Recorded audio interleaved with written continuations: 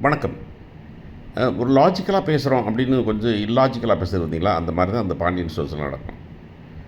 மயிலு ஏன் வந்துட்டு உங்க அப்பா வந்து கடைக்கு வரவிட்ட அப்படின்னு சொல்லிட்டு வந்து கேட்குறான். கேட்டுட்டு சொல்றான். இப்படி வந்துட்டு பண்ணிட்டாரு. இவர் வந்து ஜாமான தூக்கிட்டு போயிட்டாரு.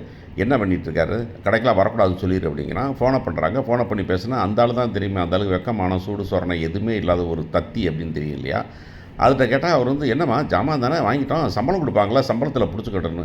என்ன சம்பளம்னு பேசினியா? இதுதான் பெரிய கொடுமையான சமாச்சாரங்கிறது. நீ என்ன சொந்தக்காரன் தான் ஒரு பிசினஸ் பண்ற பாண்டி எனக்கு அறிவு வேண்டாம்.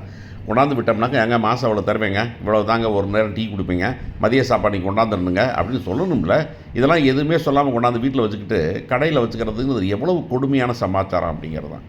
அப்போ உடனே அவர் வந்து ஜாமானை தூக்கிட்டு போனா, மாச சம்பளத்தில புடிச்சுப்பாங்கன்னு. "எப்பா மாச சம்பளம் எப்பப்பா குடுப்பாய்ங்க உனக்கு?" அப்படின்னு கேட்டுக்கிட்டு இருந்தா, அந்த அம்மா வந்துடுது.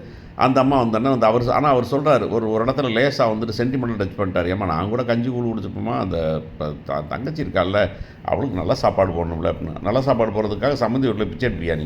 அப்படின்னு கேட்கணும். ஆனா கேட்கல.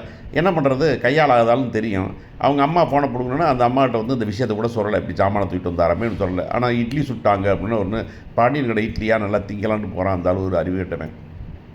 இங்கே வந்து பார்த்தீங்கன்னா, நம்ம கோமதி என்ன பண்ணுறாங்க, பேசிட்டே இவ ஏன் வேலைக்கு போகல அப்படிங்கிறத வந்து மயில வந்து லேசா குத்தி காமிக்கிறாங்க. அதாவது மயிலு ஒரு முடிவு எடுக்கிறது, அவங்களா முடிவெடுக்கல.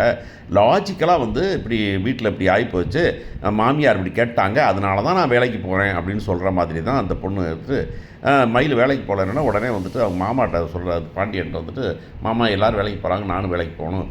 நான் உங்க கடைக்கே வேலைக்கு வரேன்" அப்படின்னா, அப்போ சரவணன் சொல்றான், "அது வேணாம், அந்த கதையே வேண்டாம்" அப்படின்னு சொன்னாக்கா, "இல்ல, இல்ல" அப்படின்னு கேட்காம, இது எப்பனாச்சும் ஒரு முடிவு கொடுக்கணும்ல, அது ஒரு கப்புள், அந்த கப்புள் முடிவு கொடுக்கணும்ல, அவங்க டிசைட் பண்ணணும்னு சொல்லணும்ல, அதை விட்டுவிட்டு இவர் உடனே எவரா முடிவு "நீ வந்துரு" அப்படின்னு சொல்லிவிட்டார் இவரு. அதான் பாண்டியன் வந்துட்டு பல நேரங்களில் கூறுகட்ட குப்பனா தான் இருக்கிறாரு அப்படிங்கிறது தான் பெரிய விஷயம்.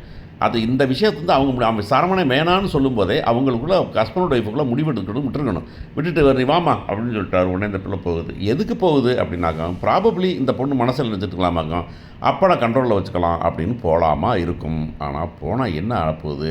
இன்னும் கொஞ்சம் கதை தானே பிரச்சனையாகும் அப்படிங்கிறது தான் பெரிய குழப்பம்.